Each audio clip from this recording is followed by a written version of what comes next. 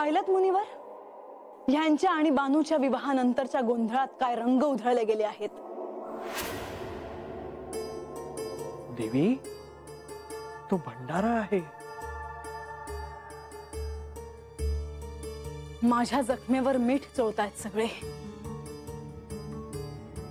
रात्रभर या गडावर म्हाळसा जिवंत आहे की नाही याची पर्वाही नव्हती कोणाला। लक्ष्मी देवी, प्रधानजी, कसा झाला गोंधळ? कोण कोण आलं होतं सोहळ्याला? नव्या नवरीचं कौतुक करायला सारं गाव जमलं असेल ना? आणि तुमच्याशिवाय तर पानही हलणार नाही बंधू। खूप उत्तम व्यवस्था केली असेल तुम्ही। आणि तुमच्या सोबत लक्ष्मी देवी होत्या म्हटल्यावर ह्या सोहळ्याला वेगळी शोभा आली असेल नाही?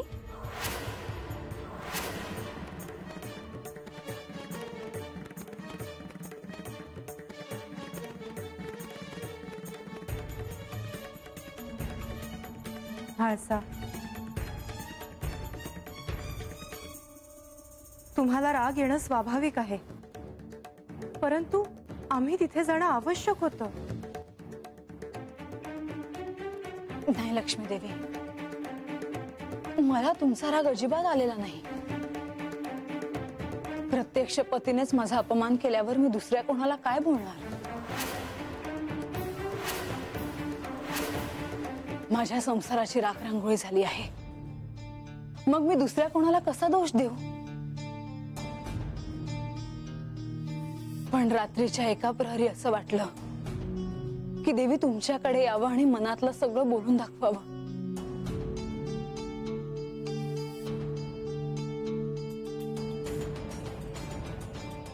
पण आज मला लक्षात आलं की मी इथे एकटीच आहे। मला एकटीला सगळ्याला सामोरं जायचं आहे। देवी, तिथे जागरण गोंधळ सुरू होता आणि तुमची आणि श्री खंडेरायांची आम्ही कथा ऐकत होतो। तुम्ही जरी तिथे नसलात तरी तुमचे स्मरण तिथे आम्हा सगळ्यांना होते। तुमचे डोळे सांगताहेत की तुम्ही देखील रात्रभर जागे आहात। विश्रांती घ्या। नारायण नारायण। श्री खंडेराय गडावर आले आहेत बहुतेक।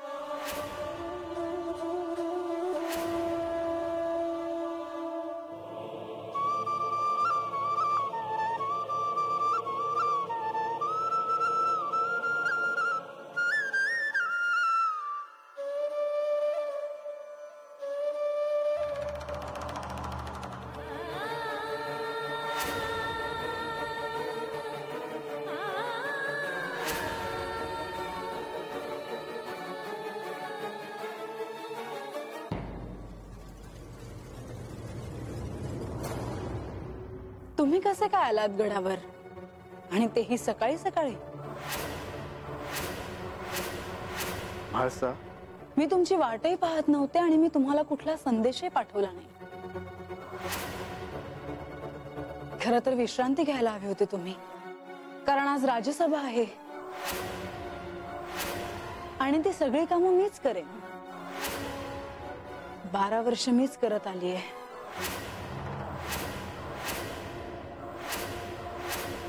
त्या सिंहासनाचे दायित्व तुम्हीच मला दिले आहे ना?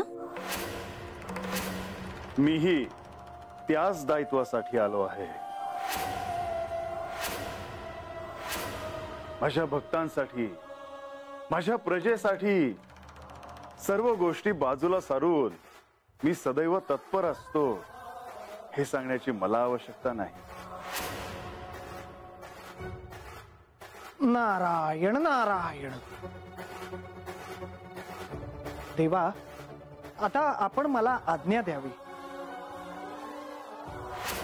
एके ठिकाणी फार काळ न थांबण्याचा माझा संकल्प आहे। मुनिवर, थांबा।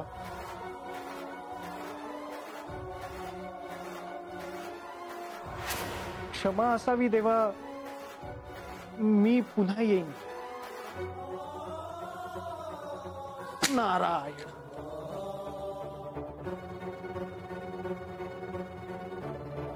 म्हाळसा, गडावर येणारा प्रत्येक अतिथी हा देवा समान असतो. आपल्या वादाची सावली त्यांच्यावर पडायला नको. हो, हे खरं आहे. कारण हे सगळे वाद मीच तयार केले आहेत ना, दुसरा कोणी नाही. येतो आम्ही. थांबावे प्रधानजी. लक्ष्मी देवी, तुम्हीही थांबा, नाहीतर तुमच्या जाण्याचा दोष हे मला देतील. तुम्ही दोघांनी एकांतात बोलायला हवं.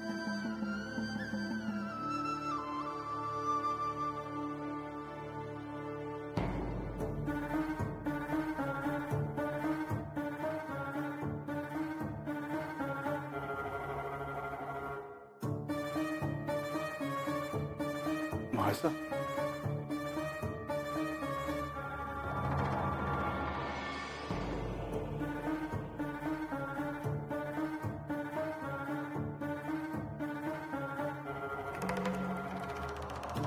म्हाळसा,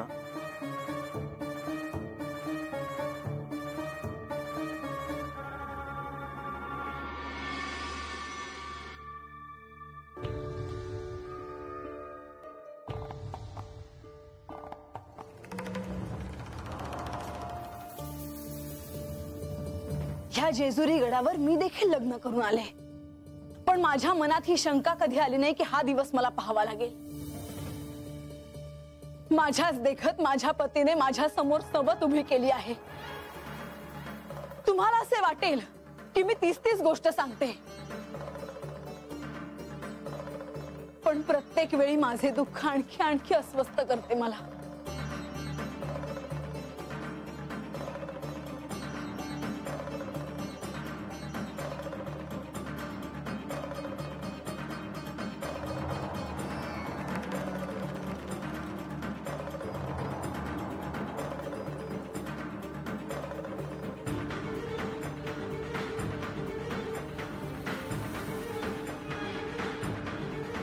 दूर उभे राहा तुम्ही माझ्यापासून. आज तुम्ही खऱ्या अर्थाने मला एकटं केलंत.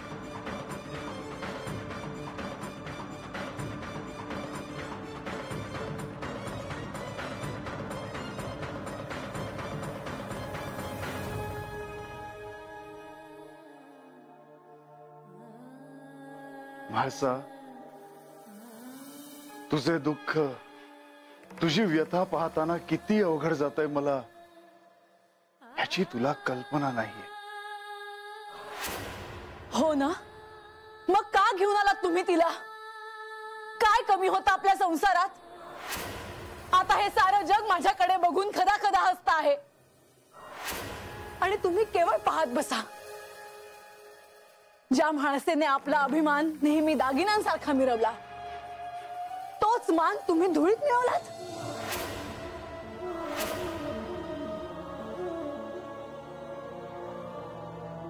याला तूच कारणीभूत आहेस.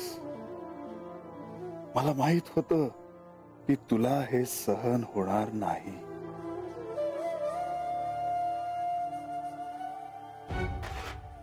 म्हाळसा म्हणे देवाल करावा मान बैमान,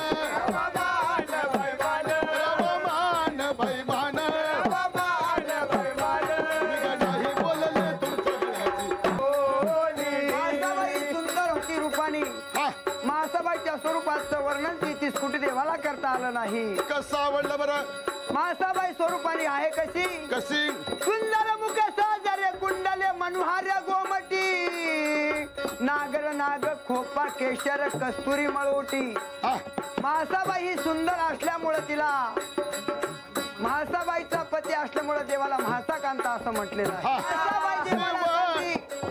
देवा, तुमच्यासाठी मी एवढं पाची पकवानाचं जेवण केलं. जेवण केलं आहे का नाही? शेवयाचा भात केला देवा. देवा जेवा. आता तुम्ही जेवण करायला बसा. म्हाळसाबाईचा जीव पुढे या खंडेरायावरती होता. आहे का नाही? म्हाळसाबाई देवाची विनंती करते कशी? आणि कसं भानू, काल रातच्याला जागरण गोंधळ बघून लई बरं वाटलं बघ.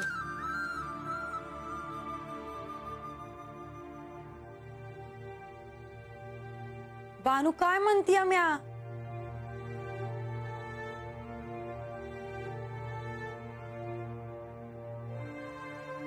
भानू काय झालं आहे तुला? काल जागरण झाल्यापासून अशी गपगप आहेस ती? म्हणजे अगं कालच्याला आपल्याकडं जागरण आणि गोंधळ झाला. पर तुला एक सांगू का? अगं सांग की. म्हणजे कालच्याला समजा जरा विचित्रच वाटलं बघ मला. ते काय ग? अगं तुझ्या ध्यानात आलं का नाही ते मला ठाव नाही, पर कालच्या जागरणात म्हाळसाताईंचं गुणगान होतं आणि देवासनी बी ते समजलं बघ. आमचं लगीन झालं म्हणून जागरण ठेवलं, पर त्या जागरणात म्हाळसाताईंचं गुणगान गायलं वाग्यानं. देवासनी ते आवडलं नसल म्हणून अशी विचारत आहे वय? वय ग, म्हणजे मला लई भ्या वाटते हाय ग. भ्या? आणि ते कशा पायी? म्हाळसाताईसनी देव हाता आलेलं नाही आवडत बघ. भानू तुला एकच सांगते बघ, म्हाळसाताईसनी काय आवडल काय नाही हे मला ठाव नाही, पर तुझं लगीन झालं आहे देवांसंग. तू कशाला त्रास करून घेती आज?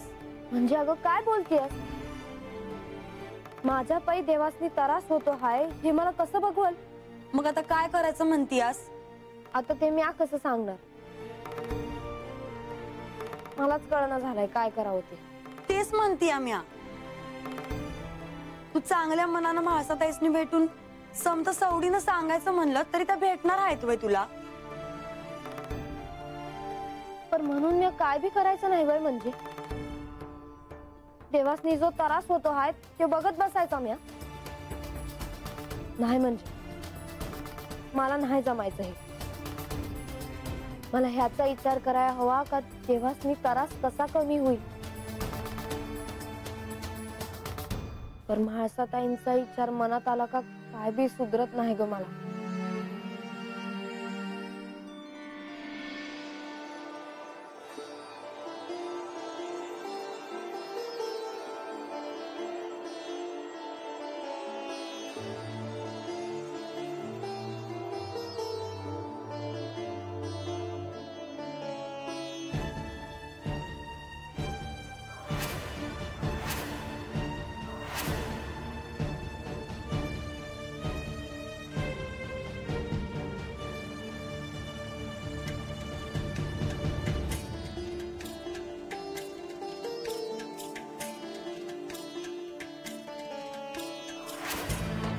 अहो काय झालं?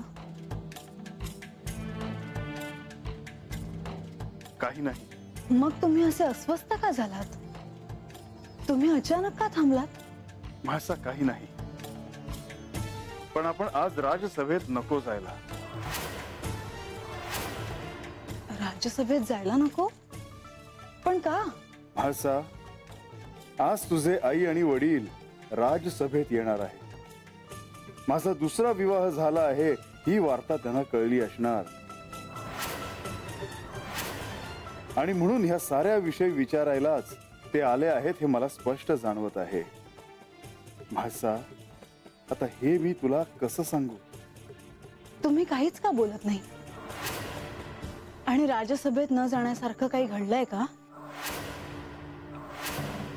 घडलं आहे की घडणार आहे, पण आज राजसभेत नको जायला असा विचार मात्र मनात येतो आहे. पण आपल्याला असं करून चालणार नाही. प्रजेच्या प्रती आपले जे दायित्व आहे ते आपल्याला नाकारून चालणार नाही. आपल्याला राज्यसभेत जावंच लागेल.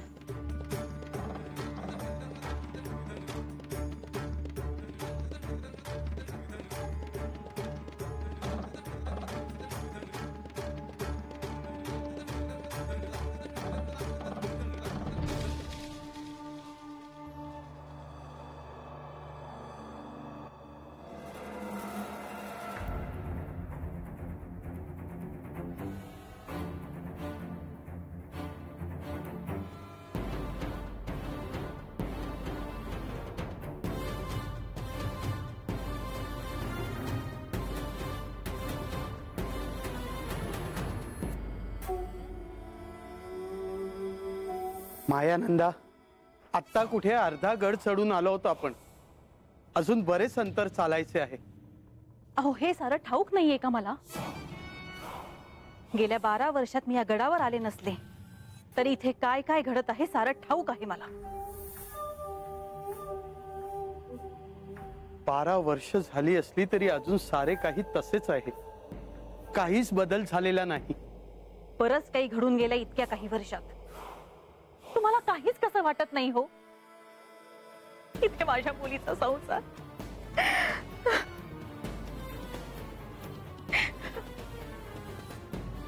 मायानंदा, सावरा स्वतःला. मी फक्त आपणास एवढंच सांगू इच्छितो की आपण श्री खंडेरायांना भेटायला जाणार आहोत ह्याचे भान ठेवा. उगाच तिथे आकांड तांडव करून स्वतःची शोभा करून घेऊ नका. अहो, हे सांगताना तुम्हाला काहीच कसं वाटत नाही? श्री खंडेरायांनी दुसरा विवाह केला आहे यात तुम्हाला काहीच कसं वाटत नाही?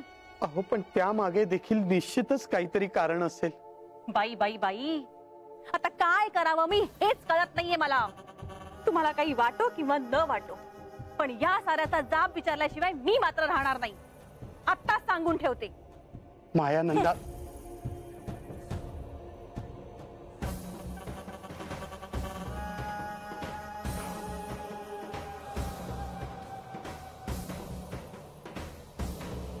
काय हो,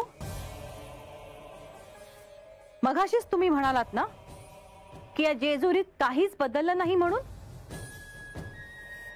मग हा वाडा कसा आला इथे?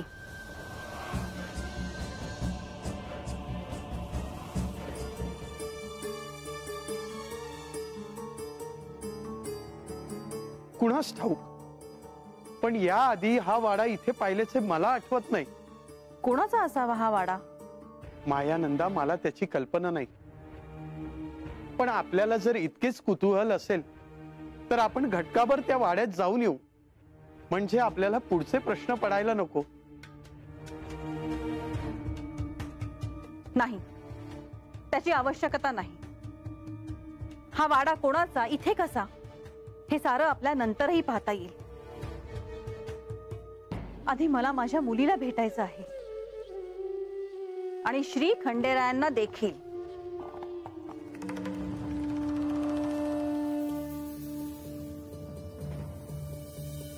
श्री खंडेरायांनी सांगितलेले अजूनही माझ्या ध्यानात आहे.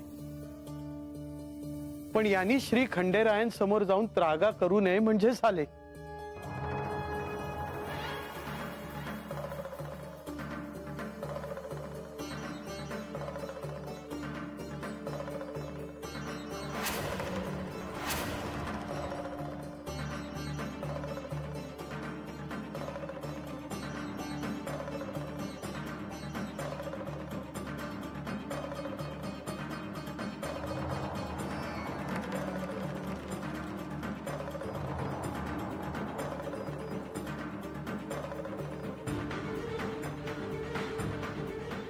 आज राजसभेत काहीतरी अघटित घडण्याचे संकेत मला जाणवत आहे आणि आजच जेजुरीमध्ये तिम्मा शेठचं आगमन होतं आहे. म्हाळसा, तू काही केलं ऐकणार नाहीस.